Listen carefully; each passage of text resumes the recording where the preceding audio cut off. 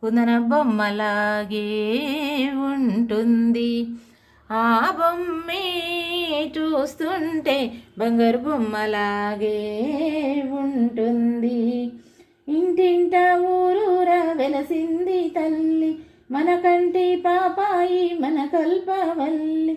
ఇంటింట ఊరూరా వెలసింది తల్లి, మన కంటి పాపాయి మన కల్పవల్లి.